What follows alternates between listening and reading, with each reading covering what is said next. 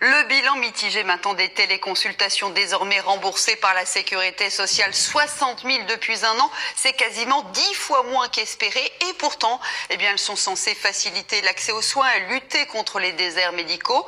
Voici une cabine connectée qui pourrait peut-être changer nos habitudes. Elle est déjà testée dans des entreprises comme celle où se sont rendus Jamila Mimouni, Alexandre Dupont et Jonah Messina. Chez ce géant de la grande distribution, une partie des 4500 personnes qui y travaillent profitent des derniers rayons de soleil. Muriel Laszlo est responsable qualité. Aujourd'hui, elle ne se sent pas très bien. Elle ressent une douleur et doit voir un médecin. Pour cela, elle n'aura qu'un étage à descendre, car le médecin se trouve dans cette cabine, derrière un écran.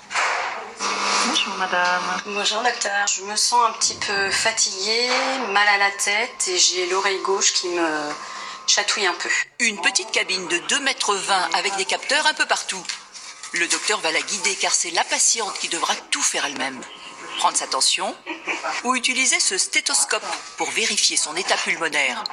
Mais le médecin a aussi besoin de regarder à l'intérieur de son oreille. Avec le cône que vous allez pouvoir positionner sur le dessus, comme ceci, et de bien l'emboîter. Voilà, vous allez bien l'enfoncer. Je vous indiquerai comment guider avec votre coude bien à l'horizontale. La salariée repartira avec un bilan et une ordonnance. Elle ne payera rien. La consultation de 25 € sera prise en charge par sa mutuelle. Derrière l'écran, le docteur Hélène Faure, un médecin urgentiste. Elle consacre 2 matinées par semaine à ces téléconsultations. Un complément de salaire de 600 €. Pour elle, ausculter à distance n'est pas un problème. C'est pas de la frustration, sincèrement, c'est un contact qui est vraiment intéressant. C'est une vraie consultation, on voit le patient, on l'examine, on fait tout ce qu'on a à faire et si on se sent limité, on sait qu'on a dans ces cas-là d'autres confrères qui pourront voir le patient. Depuis juin que cette télécabine est installée, il y a eu 84 passages. Le grand groupe loue ce dispositif 3 500 € par mois. Ce tarif comprend la mise en relation avec le médecin.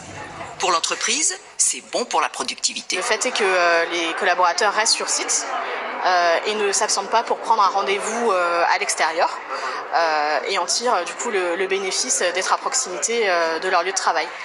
Le concepteur du système, c'est lui, le docteur Franck Bodino. Il y a pensé alors qu'il était médecin en zone rurale. Souvent, j'étais confronté à cette problématique d'avoir un patient qui était dans une vallée, un patient dans une autre vallée, puis je ne pouvais pas les prendre en charge. Et donc, j'ai réfléchi à un moyen qui me permettrait de pouvoir faire de vraies consultations pour mes patients à distance. Aujourd'hui, après les grandes entreprises, sa nouvelle cible, c'est les petites communes et les collectivités territoriales, où les médecins manquent. Alors, il a rendez-vous dans ce salon à Rodez. Derrière votre bras gauche, vous avez un brassard. Là, je cache vos... Et va multiplier les rencontres et les démonstrations. Bonjour, monsieur le maire. Simon Worou est le maire de Sainte-Juliette-sur-Viorre dans l'Aveyron, une commune de 500 habitants, et il est particulièrement intéressé. On a tension artérielle, électrocardiogramme, etc. On est toujours sur ces territoires ruraux, manque de médecins, on en parle à chaque fois, surtout de spécialistes. C'est-à-dire que nous, par exemple, l'ophtalmo, il faut 1 an, quoi. Donc on laisse les concitoyens dans l'inquiétude. Directement. Ces télécabines ont été vendues dans une quarantaine de grandes entreprises. Pour la première fois, demain, une mairie de l'Eure-et-Loire en sera équipée.